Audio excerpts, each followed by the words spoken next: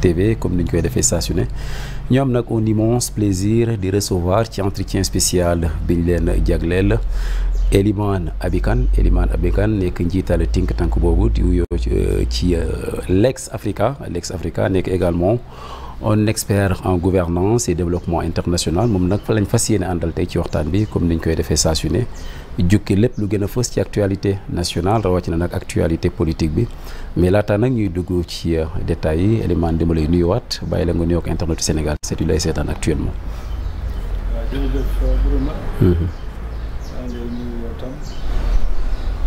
Di répondre ci sa invitation parce que yow lu ñu boole dafa yàgg di tamit am même mbégte di waxtaan ak askanu Sénégal bi nga xam ne ñoom ñooy suivre seen chaîne bi la di am yaakaar tamit lépp loo xam ne ñu ngi koy waxtaanee fii muy doon loo xam ne lu am njëriñ la pour ñëpp ñi seetaan surtout askanu Sénégal. Très bien Elimane actualité bi bokk na ci li nga xamante ne ñu ngi ko doon amal mooy présentation vision Sénégal 2025 bu parti au pouvoir le parti PASTEF ki ko jiite woon le duo ou tout simplement le tandem au sommet de l'État le président Bassirou Diomaye Faye ànd ci ak le premier ministre Ousmane Sonko ñu présenté cette vision 2050 nga jëloon ci part nekkoon foofu sa Diamniadio def ci intervention bu am solo naam ñu bëri apprécier nañ ko science tenante mais gis nañ ci également à travers les réseaux sociaux quelques-uns ñoo xam ne jàpp nañ ne nga waxee xëy na mënoon nga bañ a waxee noonu alors bi nga waxee ba pare tool bi mu suscité ay appréciation peut-être am nga ci feedback nan nga jàngatee situation bi. waa dëgg la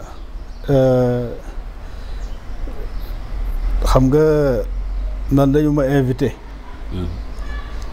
ñi organiser ñoo ma woo après sax bi ñu ma invité en tant que président Lex Africa dañ ma woowaat 2 jours avant ma cabinet bi nga xam ne moom ñoom la ñuy liggéeyal ñoo leen jox sama tur bëggoon man ma ñëw daal di une lecture discuter donc la présentation de l'agenda national de transformation de Sénégal 2025. Bon j'ai pas hésité mais waaw loolu moom war naa ci mën a sawar quoi. Parce que c'est un document important pour l'avenir du pays donte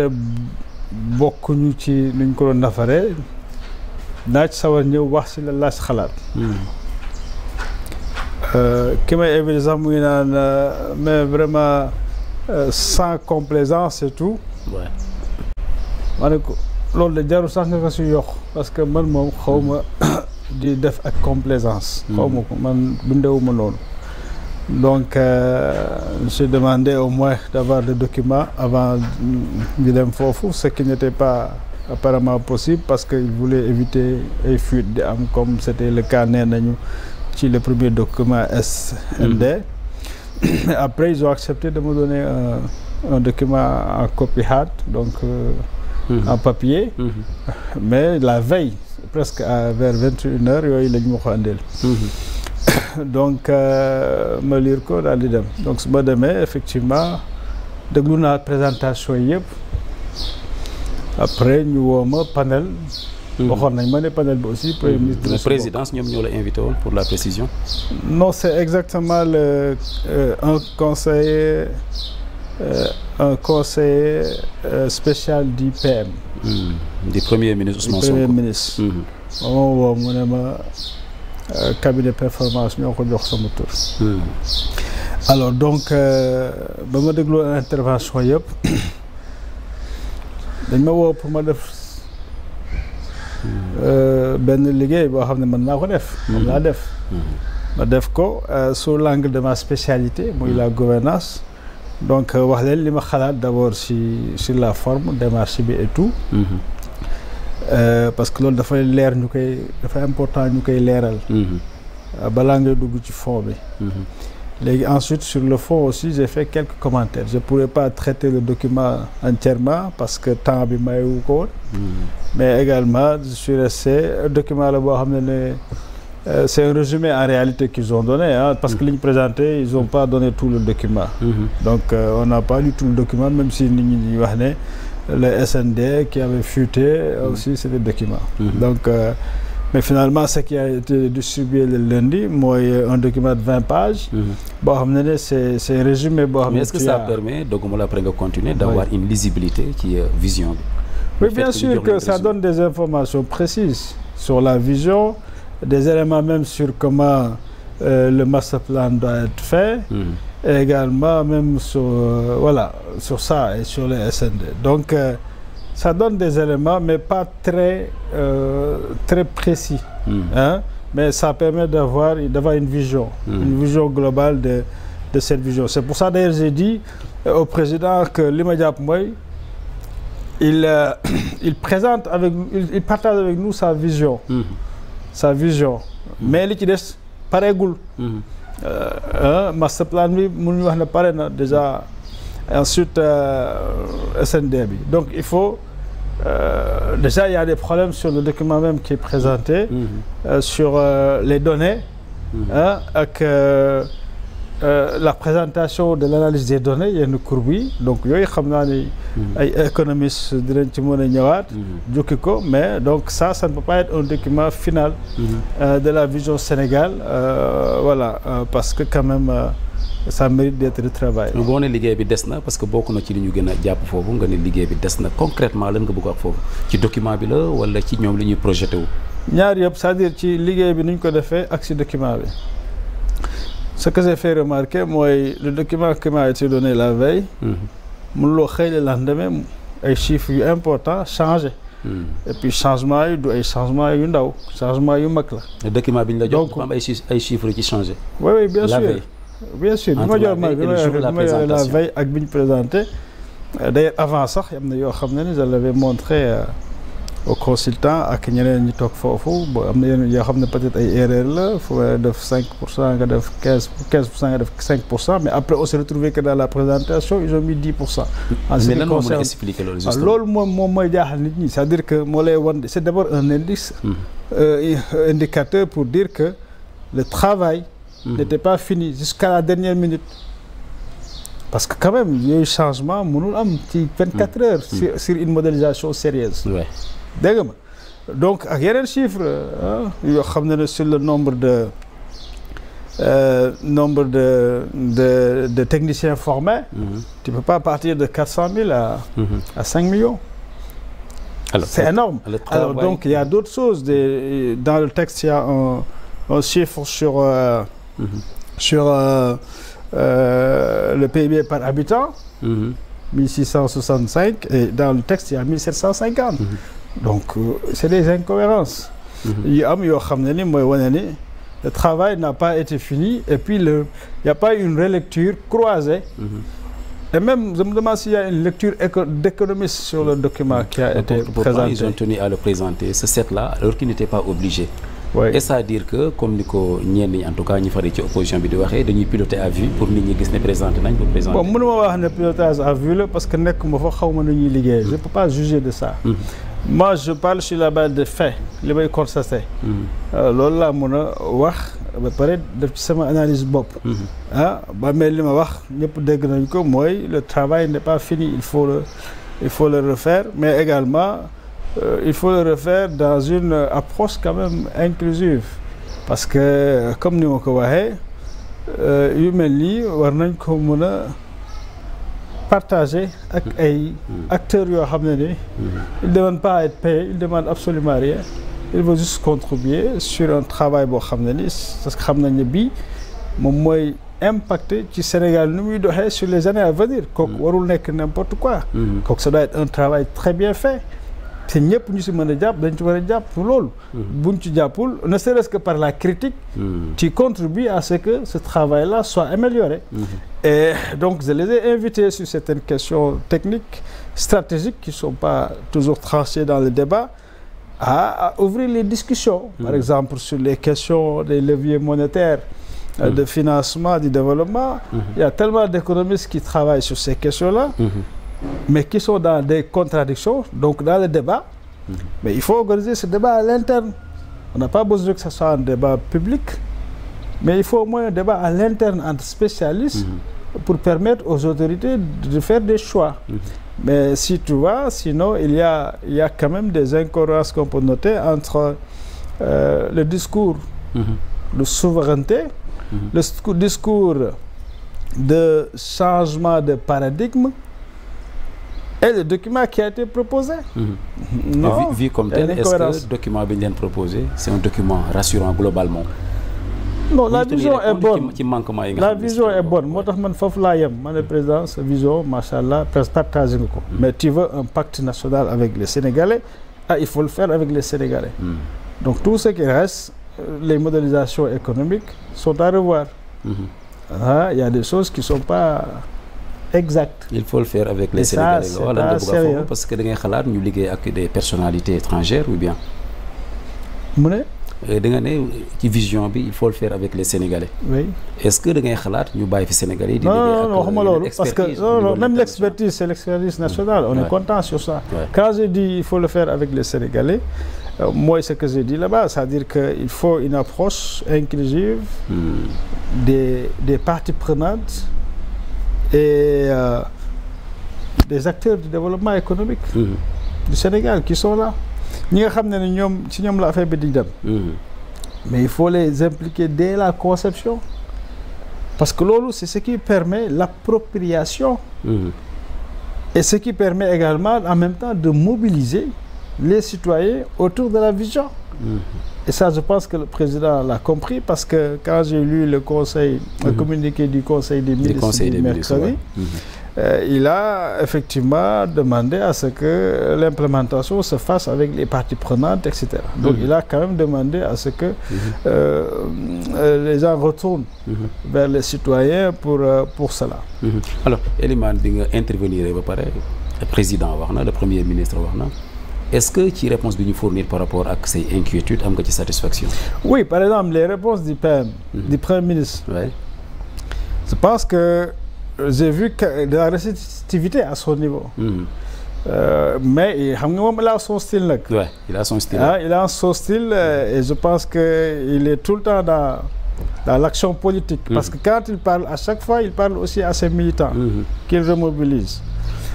Mais on était là-bas dans un débat technique. Et je pense qu'il y a de la réceptivité quand même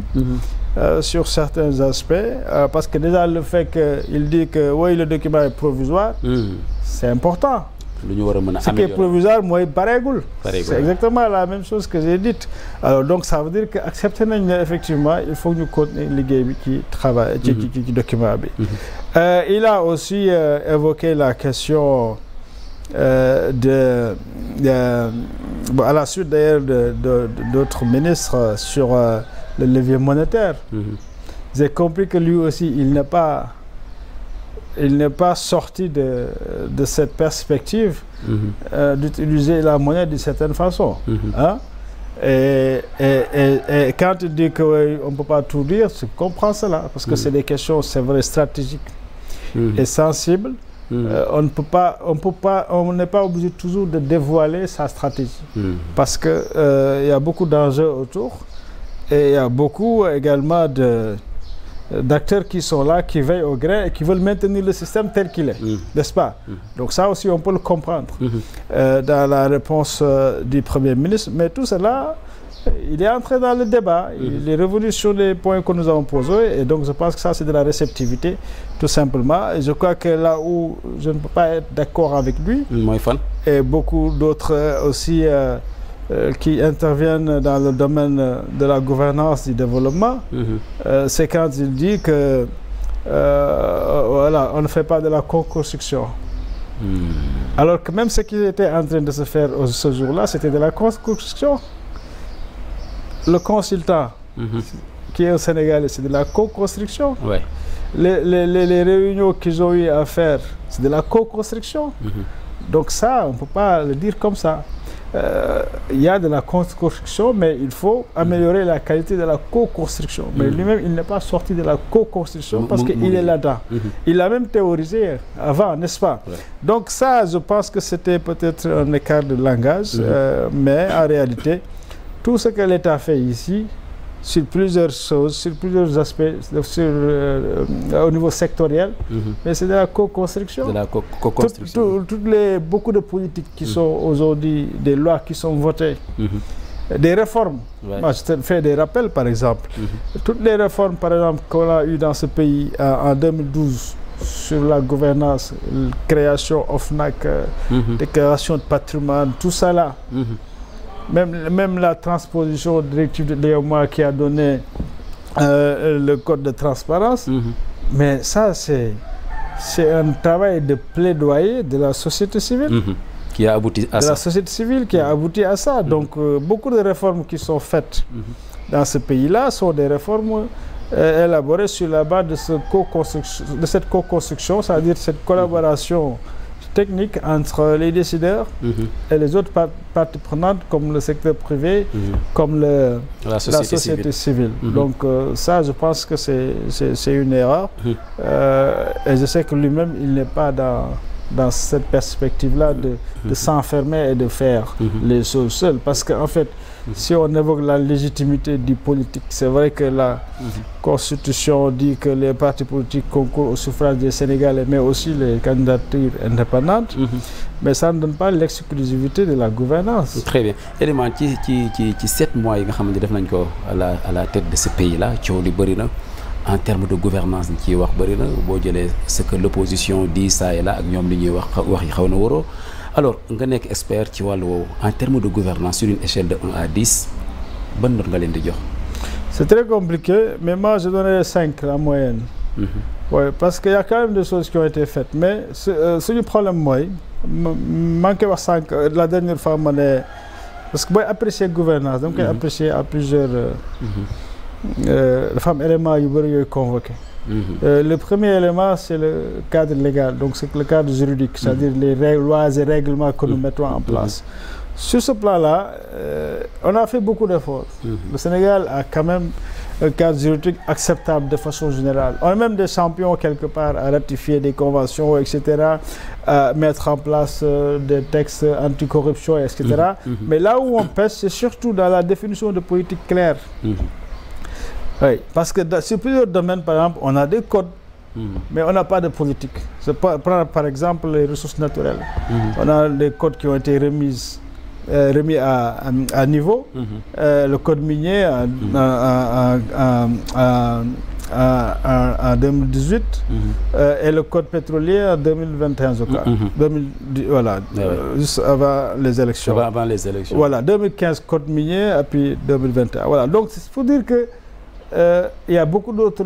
nouveaux codes avec loi UBS. Il faut faire pour faire un code avec loi. Mais il n'y a pas une politique claire d'orientation des secteurs. Par exemple, quelle est la planification que nous faisons de l'exploitation des ressources naturelles. Qu'est-ce qu'il faut pour faire ça, etc. C'est une politique qui définit ça. Donc sur les textes, il y a beaucoup de choses à faire au niveau des politiques. Et renforcer peut-être les cadres juridiques. Maintenant, après, il y a les institutions. Les institutions qu'on met en place pour organiser cela. Et je pense que là aussi, on a des institutions, mais qui ne sont pas efficaces. Comme il y a par exemple. Même les premières institutions. Regarde, dans une république, les institutions qu'on a, c'est le président de la République. Bon, lui, il a tous les pouvoirs, machallah. Et lui, il a tous les moyens pour faire son travail. Ensuite, il y a l'Assemblée nationale, mais on voit que malheureusement, l'Assemblée nationale ne joue pas réellement son rôle. Parce que souvent, c'est une assemblée vassalisée. Ou bien, tout simplement, alors, l'Assemblée n'a pas de poids sur des politiques qui relèvent de sa responsabilité, qui sont importantes, par exemple, comme le budget, le budget. Voyez-vous, l'essentiel est fait par l'administration, alors que c'est l'Assemblée qui a la responsabilité de la loi des finances. Voyez-vous. Et donc, il y a beaucoup d'autres éléments. Souvent, les lois passent, sont enregistrées, parce qu'il n'y a pas une Assemblée où, dans peut-être le mode d'élection des membres de l'Assemblée, il n'y a pas un cadre qui permet véritablement l'expression directe du représentant du peuple, le député, parce que celui-là a souvent tendance à décider sur la base de son alignement partisan politique. Voyez-vous, donc c'est ça un peu les failles sur les institutions et l'institution judiciaire aussi. On a vu comment cette institution a été éprouvée dernièrement. Et il y a eu des cas qui posent des problèmes. Ci wolof élément côté surtout bu ñu taxawee ci côté institution judiciaire bi on a vu des affectations yoo xam ne ñu bëri ŋàññ nañ comme ce qui s'est passé avec les juges qui ont été envoyés à Touba à Tamba autant pour moi. Est-ce que loolu dañ koy verser ci côté bi nga xam ne péché nañ fa. oui cette institution judiciaire moom dafa sooxe. loolu parce que ñëpp xam nañ ko même ñoom reconnaître nañ ko. et cetera pourtant ñoom ñëw indi fi ay assises de la justice pour. jéem waaw assises yi pour joyanti la. mais assises bi ba léegi on n'a pas jëlaguñ fi benn décision bu jëm ci wàllu boobu. moo tax ñu am yaakaar ne assises yi dina permettre ñu joyanti. fi nga xam ne doone boo man justice bi. yooyu tamit am na pour man ay réformes sur le plan institutionnel yu ñu war a def yoo xam ne am na yu xam ne yu génn na ci assises yi comme par exemple la haute cour de justice. pour man yu mel noonu bu ñu ko defee. ba pare ubbi ko ñeneen acteurs yu nekkul ay magistrats di nekk ci biir. parce que pour man loolu mooy garantie vraiment transparence éviter corporatisme yi nga xam ne dafay faral di am Sénégal tu vois la haute cour de justice pertinence bi ñoo bëggoon ñu taxaw non man pour man loolu la ñu war a am et ñun haute cour de justice dañ ci yokk sax et de l'intégrité c'est-à-dire dafa war a nekk kuréel boo xam ne dañ ko war a jox dayo bu bari ak cër pas seulement affaire ay gérer kii yu magistrat yi carrière magistrat yi non dafa war a am au-delà de là-bas dafa war a nekk benn institution une autorité boo xam ne dafay réguler pas seulement le système judiciaire donc tous les corps compris mais aussi même l'action politique daf ko war a réguler c'est-à-dire que dañ koy war a may même président bu waree jël yenn xeetu décision yi moom mu saytu ko xool ndax lii war na ko jël wala waru ko jël. mu bokk ci ay compétences. oui a priori laa wax de waxuma la a posteriori parce que a posteriori am na fi mun nga jëm Cour suprême wala nga dem conseil constitutionnel pour dénoncer mais avant laa wax c'est-à-dire même ay nomination yenn postes yi pour man balaa ko président def dañ autorité boobu dafa war a xool saytu nit ñi ndax ñoom war nañ mën a nekk loolu wala leen ak yeneen xeetu décision par exemple signé ay yenn xeetu contrat yi tu vois moo tax foofu da nga fay dugal pas seulement ay magistrats mais ay boroom xam-xam yu jógee université ak des acteurs yoo xam ne ñu ngi liggéey ci ay secteurs yu mel ni ay gouvernance ay justice ak yu mel noonu économie ay sociologue ñu mën a toog foofu dégg nga parce que loolu lu gënoon sax mooy peuple bi di am possibilité de contrôler décision yi nga xam ne ñoom ñu ngi koy jël loolu dafa am solo donc autorité boobu yaakaar naa ne mën na jouer xeetu rôle boobu. mais pourquoi cette haute cour de justice est perçue aujourd'hui comme une menace par d'aucuns parce que boo xoolee ay politiciens yu faree ci kujje gi jàpp nañ ne d'accord nañ ci mais waru fi nekkal kujje gi kese war na fi nekkal également ñi nga xamante ne tey jii ñi ñoom yow haute cour ngay wax man autorité laa doon wax maa ngi ci haute cour kon maa ngi jéggul parce que li ma tontu ci sànq boobu ba léegi rek maa ngi ci haute autorité bi donc mais haute cour de justice beneen affaire la kooku c'est déjà prévu par la constitution moom ngay teg pour mu mën a juger un ancien président wala ay ministre mais lan moo tax ñu jàppee que menace mais warul nekk menace parce que c'est dans l'ordre des choses normal dañ ko prévoir suñu constitution parce que dans une république tout le monde doit être redevable mais dafa am ñoo xam ne seen cër moo tax mënuñu leen di attaquer ci ay faits parce que responsabilité yu ñu leen jox la mooy comme ministre yi wala président de la République nga xam ne kooku moom haute trahison rek pardon nga ko mën a topp alors donc haute cour de justice boobu assemblée nationale moo ko war a teg justement pour mën a àtte ñi nga xam ne ni ñoo nekk ci pouvoir exécutif donc loolu c'est prévu par la constitution gisuma lu tax ñu koy woowee menace parce que fii loolu mënul nekk menace parce que tout simplement ku def dara la loolu dal sa kaw ku deful dara duñu la yóbbu foofu donc du menace nit ñi kay ñoom xanaa ñooy menacer seen bopp di def ku def nag yaa menacer sa bopp mais alalu réew même képp ku si la dërëm mais dañ ko war a lijjanti loolu moom amul sax loolu foofu moom warul sax am ay maslaak yooyu gis nga alalu réew bu mel ni suñu réew bi nga xam ne ni ñun nous sommes un pays à revenu faible intermédiaire diggante boobu lañ nekk ñun suñu alal surtout suñu am doyuñu ba nga xam ne bor baa ngi ñuy bëgg a rey ñun mënuñu tamit di seetaan ab nit di jël alal boobu di ko saax-saaxee loolu yenewul maanaam loolu kenn waru ko mën a nangu foofu la foo xam ne ni tolérance zéro foofu la war a njëkk a commencé ci ku jël alalu réew mi waaw donc loolu nag haute cour def ci am mission loolu mënuma gëm ñu jàpp na ay pour ay menaces la ay menaces lay doon ñu ñëw encore ci beneen sujet muy mbiru Bougane Gueye Dany moom tamit nekk politique bokk ci coalition Sàmm Sa Kàddu ku ne xam na ne en tout cas fan yi ñu jóge am na jiyee ji am Bakel mu jóge woon fii nii Dakar en tout cas di dem ànd ak délégation am ñu jàpp ko defe naa jarul ñuy ñëwaat ci péripéties yi li ci am solo mooy placé nañ ko sous mandat de dépôt war ko jugé alors jamono jii nii mu ngi Tambacounda ban jàngat nga am ci situation boobu nga xam ne mu ngi koy dund nekk politique. waaw loolu lu ñuy ñaawlu la métti nañu trop le fait que ay opposants politiques ñu téye leen ci justice ci jamono yi ñu toll nii. Sénégal dafa war a dépasser loolu surtout que li ñu dundoon ci weer yi passé avant alternance bi di am ñu mettal woon ko ñaawlu ko loolu dafa war a dakk dafa war a ànd ak pouvoir bi fi jóge dem yoonam jóge Sénégal waratuñu xam yu mel noonu c'est-à-dire nit ñu jàpp la parce que da nga wax dara wala ñu jàpp la parce que sa action politique loolu il faut que justice bi laay wax de jàppale si nit ñi parce que fii justice bi ñoom ñooy jàppaate procureur moom mooy jàppaate donc dafa am yoo xam ne ni daal war nañ ko mën a gérer mu bañ a yàgg fenn bañ a sori boo jëlee kaaw Bougane Gueye Dany bi je pense que moo mën a yem ci jour bi bu fekkee ne ci naka quand on dit qu'il a refusé d'obtempérer rébellion gi même bu refusé et tout ça là même bu refusé même bu fekkee dafa enfreindre la loi d'accord naa ñu téye ko mais buñ ko téye lu yàgg garde à vue nañ ko président ñibbi na nañ ko sermoné wax ko lii waroo ko def en tant que autorité et cetera jox bàyyi ko mu ñibbi mu jeex coow du fa am dégg nga ma et puis voilà je pense que aussi ci anam ñu ko jàppee aussi pour man dafa mel ni dafa am zèle parce que je ne pense pas que ñoom ñu mën a perturber la visite du président waaw parce que mun nañ leen a bàyyi ñu dox seen yitte mais mu am fu ñuy yem bu fekkee ne réellement le président est à ce niveau mais am nañu droit ñoom dem di wax ak Sénégal yu nekk ci problème foofu même bu fekkee dañ ci politique sax mais am nañu droit boobu am nga donc il faut que ñu tolérant il faut que ñu accepter l'expression de la pluralité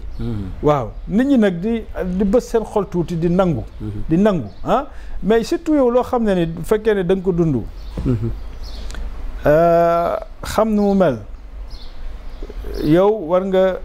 pour sax yow loolu nga génn si c'est-à-dire mën na nekk sax feebar nga war si génn nga war si faju jàppale la nga faju si mooy loolu nga am force loolu di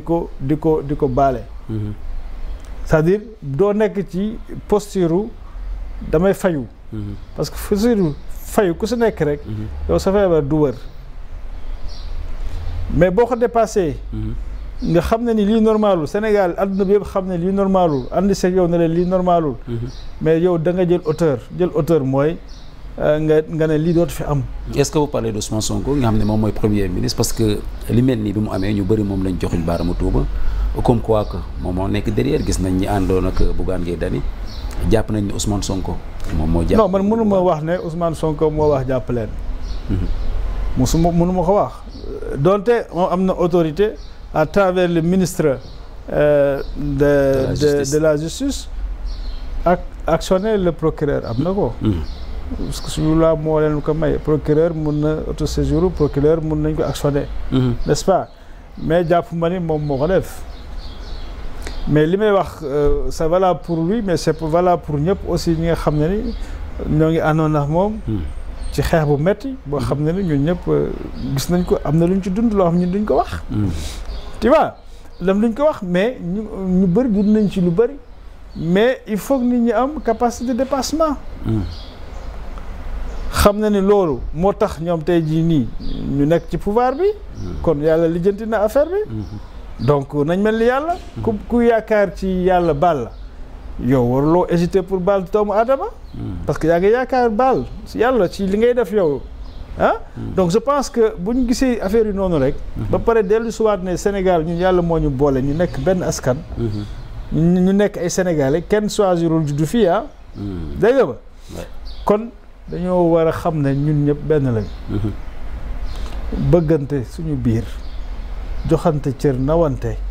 te bañ a xoolante suñu biir ay noon ku koy def rek yaa ngi yàq askan yaa ngi yàq ba ci biir famille yi li ci des nag dañ ko war a lijjanti c'est-à-dire ku juum ñu yóbbu la fu ñu la war a yóbbu nga xam ne juum nga bu fee am na ay daanu ñu teg ñu teg la ko après nga nu ñu koy waxeeti nga kii ak sa askan parce que tooñ nga sa askan teg nañ la ay daan léegi pare ngaa ñëw fay nga sa bor maanaam léegi la vie continue mais bu boobaa nag il faut que li ñu def mooy nañ fexe ba yi fi am doot fi amati mais booy topp si da nga maa tooñoon damay fayu tey mais adduna c'est une roue qui tourne ëllëg mu ne da ngaa fayu woon dinaa fayuwaat mais kon fan la ñuy jëm askan bi yëpp la ñuy yàqal voilà donc loolu soxlawuñ ko dañu soxla liggéey suñu réew alors te pour ñu liggéey ko nag il faut ñu jàppante ànd nekk benn il faut que ñu arrêté bu ñii di gas ñii di suul parce que loolu moom a soof ci affaire politique si yi ñuy wax nii naan même je crois que suñu constitution bokk na ci li ñu war a réformer parce que boo wax constitution nga ne way da ngay jox vous avez le droit à vous opposer mais loolu amul lu gën a ñàkk sens loolu ci réew boo xam ne dafa nekk situation boo xam ne day defaru situation de bu élection passée ñëpp dañoo war a ànd liggéey réew mi ba élection ñëwaat ku si nekk dem wuti li ngay wuti mais yow bu fekkee en chaque jour bu ku fi nekk bu tegee dara yow opposition nga ñëw nga ne loolu baaxul dindi ko mais kan la ñuy defar réew mi que je me mette bon pour le cas de Bougane Gueye il se dit que ci cellule bi ñu ko denc en tout cas fi ñu ko placé en détention 48 personnes ñoo fa nekk ay co-détenus est-ce que xaaroon nga situation bu ñu mel pour un politique de la carrière de Bougane Gueye Dany waaw xam nga nag affaire prison ak yooyu doy affaire carrière nit gis nga justice ñëpp la yemale d'abord il faut mu leer donc il faut ñu bàyyi naan ay dañuy am ay prisonniers VIP et cetera parce que le communiqué de Gëm Sa Bopp waaw d'accord non ils sont choqués quoi par rapport à ça non maa ngi ñëw ci loolu mais buñ ko tegee en termes de carrière de personne Sénégalais bu ne ci justice tu as droit d'être bien traité donc problème bu ñuy posé mooy il faut que les conditions de détention dans ce pays soient des conditions décentes aux normes loolu la ñu war a wax donc Bougane Gueye bu fa demee tey am na ñu fa fekk am na ñoo xam ne at yu passé ña nga fa daan dem donc le problème mooy c'est pas normal képp ku mu mënti doon xeetu prisonnier boo war a mën a nekk yow dañ la war a respecter sa àq ak yelleef dañ la war a nekk dans de bonnes conditions de détention donc loolu mooy wax ji ñu war a wax waaw donc ci affaire Bougane Gueye bi ñun lu ñuy naqarlu mooy le fait que ñu téye ko pendant tous ces jours là war ko juger déjà le 30 pour quelqu'un qui est dans une action politique loolu lañ wax ne normalul effectivement nañ ko bàyyi bu dee ay affaire jongante rek la élection yi soriwul bu demee Sénégal yi dinañ wax ndax moom dañ voilà ñoom ñooy juger foofu donc je pense que loolu la mais franchement c'est pas normal de mettre les Sénégalais ku mënta nekk nag laay wax dans des conditions de détention qui sont inhumaines loolu baaxul il faut pas aussi nit ñi di jéem a fexe di toroxal seen i moroomu doomu aadama loolu ku koy def yaa ngi fàtte ne àdduna li xew démb rek fàtte nga ko ndax àdduna day xëy rek wëlbati ko alors parti bu mu jiite wala mouvement bi Gëm Sa Bopp lay jàmbaar ñoom tamit génne nañ communiqué sànq maa ngi doon wax métitlu conditions de détention yi waaye tamit tàllal loxo les organisations de la société civile ak yi nga xamante ne ce sont des défenseurs des droits humains ngir ñu intervenir lan lañ mën a xaar si ñoom waaw mais wax rek li nga xam ne mooy yoon mooy li ma wax sànq que ay action politique dafa war a xew ñu ci jàpp kenn waru si jàpp kenn ci activité politique non waruñ si jàpp kenn ci wax sa xalaat waruñ si jàpp kenn waaw dégg nga ma d'abord loolu la donc ce qu'on demande c'est que voilà moo duñu émission wu nag par principe si justice liggéeyam mais on appelle à la responsabilité à la raison des acteurs de la justice pour participer également à la stabilité ñu bokk ci liy téye dëkk bi daal lu fiy bàyyi jàmm loolu dafa am solo surtout que li ñu koy teg du loo xam ne véritablement jar na ko donc loolu la ñuy wax waxaat aussi li ma wax sànq respecter les conditions aussi de détention dañ ko war respecter mais également élection la ñuy dem nañ bàyyi ñëpp ñu nga xam ne ay candidats lañu ñu bàyyi leen seen liberté. Une dernière question et ba élection yi Sénégalais yi voté mais ñoom tamit ñiy def politique nekk si jogante politique bi électeurs yi voté leen bu mu leen jaral lu ne bu mu leen jaral ñu déstabiliser réew mi bu leen jaral ñu teg ay actes yoo xam ne ni day gën a féewale di diviser nit ñi loolu aussi ñoom seen responsabilité individuelle la nañ fi teg débat d'idées yi moo tax j'ai apprécié parce que bu fekkee ne ku mel ni premier ministre di tête de liste Pastef moom nee na dafay proposer débat loolu lañ bëgg débat dafa war a am da ngay approuver ce débat là oui man je préfère que nit ñi ñëw di débattre surtout ñoom candidat di débattre ci li ñu bëgg a jox sénégalais yi am contradiction seen biir je préfère ça que affaire yu xew nii ay xeex ci mbedd mi police ñëw jàpp la dugal la prison loolu amul benn njëriñ dégg nga ma donc nañ permettre que sénégalais yi ñu mën a am un vote libre et éclairé te le vote éclairé lu koy permettre mooy ñoom ñoo am ay débat seen biir donc tête de liste yi nañ def débat Thierno Alassane aussi proposé na ko Ousmane proposé na kii waaw mais jarul sax muy choisir moom ko muy débattre mais nañ nangu accepter ñu organiser débat bi ñun mën nañ si jàpp presse yi mën nañ si jàpp pour am des débats nationaux yoo xam ne ni tête de liste candidat yëpp dinañ ñëw wax ak sénégalais yi lañ leen fan lu tax ñu bëgg a doon ay député waaw loolu moom lu am solo la. Une dernière question, une question purement politique sur la base de la détention de Bougane Gueye Dany gis nañ kenn ko fare si ñoom Barthélémy Dias jàpp ne dañu war a reporter élection législative yi ngir mën a régler situation est-ce que le report est envisageable actuellement fi ñu toll nii. man li ma doon xalaat ne peut-être doon na jar kii bi mooy le fait que mu am ay sénégalais yoo xam ne ni dañuy nekk situation yoo xam ne peut-être duñu tal vote alors que le vote aller voter c'est un droit sénégalais bu ne dafa war a am droit nekk dans des conditions dem voter li ma doon gën a xalaat mooy les zones sinistrées mais je pense que foofu il y a des solutions on va voir ce que la direction générale des élections va faire peut-être dinañ wut ay centre de vote provisoire et cetera pour permettre nit ñi voter parce que nit ñi foog ñu voter mais nañ ko tal aussi parce que bu fekkee ñu ngi ci ndox mi mbënd mi tout ça duñ ko tal man loolu sax laa doon xaw a xalaat mais à part ça je pense que élection yi c'est organisé parce que dañ nekk ci élection yi exceptionnelle aussi on n'aurait pas man souhaité wu ma woon ñu def ko léegi bon j'étais pas d'accord pour man le moment n'était pas bon pour dissoudre assemblée amoon nañ beneen voie de recours mooy politiciens yi en toute responsabilité ñu waxtaan seen biir gérer une période transitoire ba ñu dem ba voter suñu ay loi de finances et cetera ba peut-être début d'année prochaine après président utiliser li ko yoo xam ne ni yoon moo ko may mu dissoudre assemblée organiser élection man loolu la moo yaakaar moo scénario bu gënoon mais le fait que ñu anticiper rapidement donc daal di dissoudre assemblée nationale situation bi c'était pas idéal yàlla boole ci yeneen problème yoo xam ne am nañ ko fi gis nga suñu coow bor bu bëri bu metti bi nga xam ne war nañ ko fay